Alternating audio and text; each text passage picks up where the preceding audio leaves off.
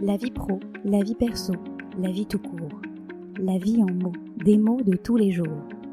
Bienvenue dans La Vie, le podcast des êtres humains porté par l'ambition commune d'être humain, heureux, libre et rayonnant. Je suis Julie Béjot et je vous accompagne dans cet espace d'entraînement et de rencontre avec soi-même et les autres, guidé par le bon sens, la bienveillance et la responsabilité. La Vie, le podcast des êtres humains qui choisissent de rallumer leurs étoiles. Dans La Vie ce matin, je vous propose quelques extraits déposés chaque matin à travers l'écriture.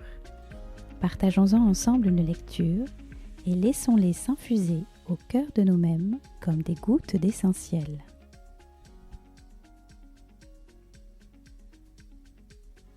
Élever veut dire voir grandir, voir pousser, contribuer à la grandeur d'un élément en lui offrant temps, attention, soins, ressources et nourriture variée.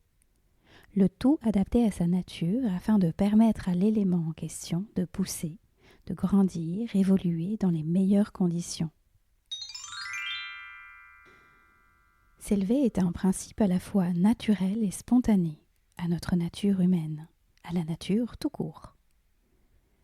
C'est un principe de régénération naturelle qui amène l'élément en vie à poursuivre sa floraison, son épanouissement, son évolution. Voyons en quoi il peut être éclairant de ne pas confondre s'élever et faire élevage de.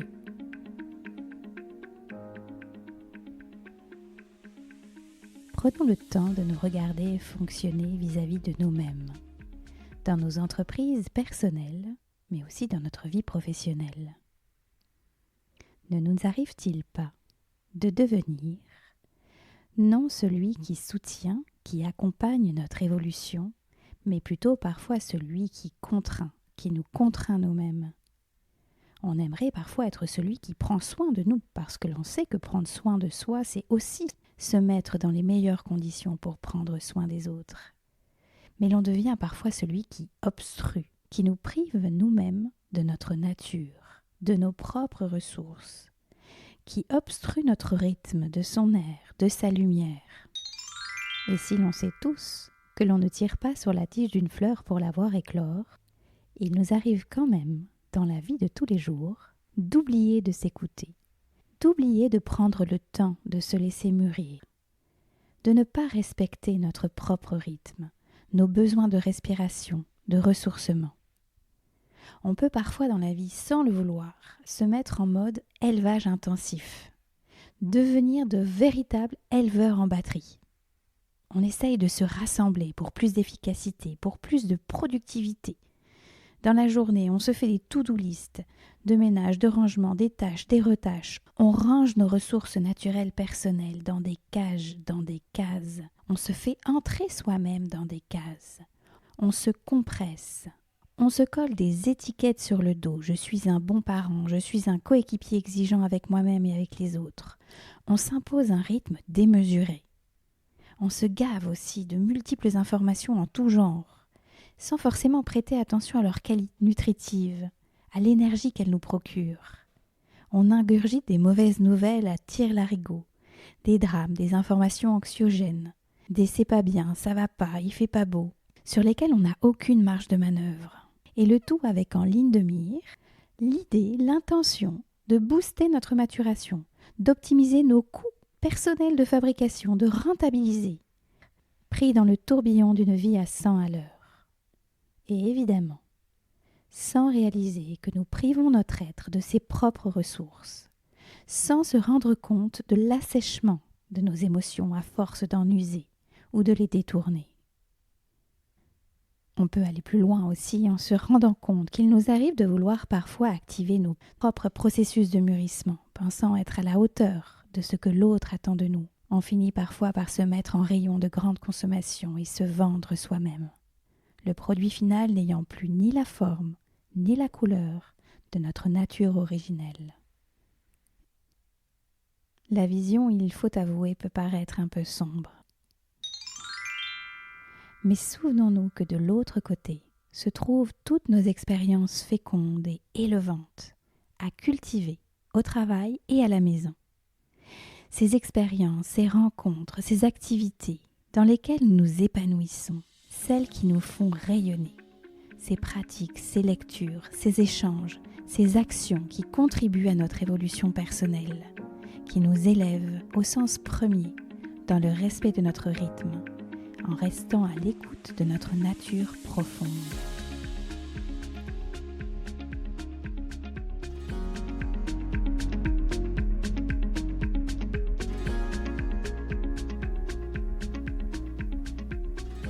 Alors je vous propose un petit exercice d'entraînement pour être davantage garant d'un élevage de soi libre et responsable, que l'on pourrait dire certifié conforme à l'humanité que nous sommes, dans le but de rayonner dans la vie tout court. Prenez quelques minutes à la suite du générique de l'épisode.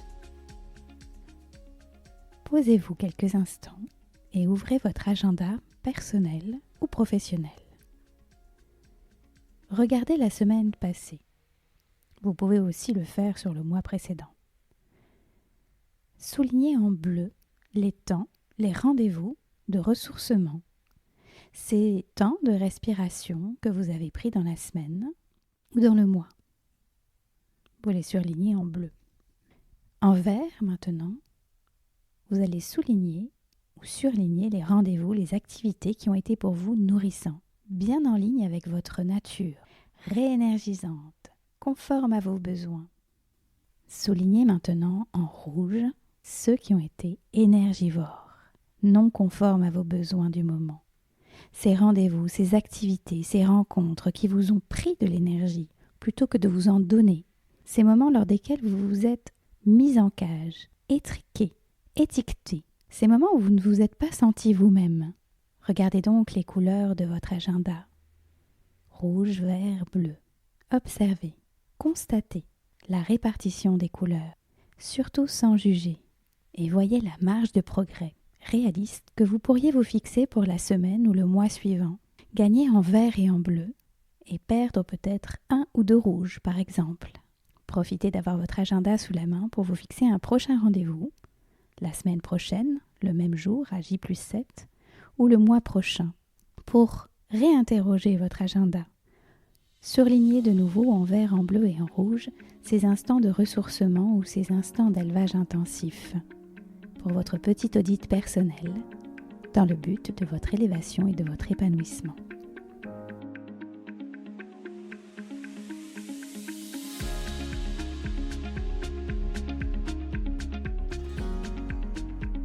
Vous avez pris le temps d'écouter cet épisode jusqu'au bout. Merci de le partager à au moins 2 personnes autour de vous, parmi vos amis, coéquipiers, collègues, famille. Pensez à déposer un ressenti et à inscrire en commentaire vos expériences, vos idées, vos astuces, vos pratiques, vos rencontres avec la vie. Je suis Julie Béjot et je vous dis à très bientôt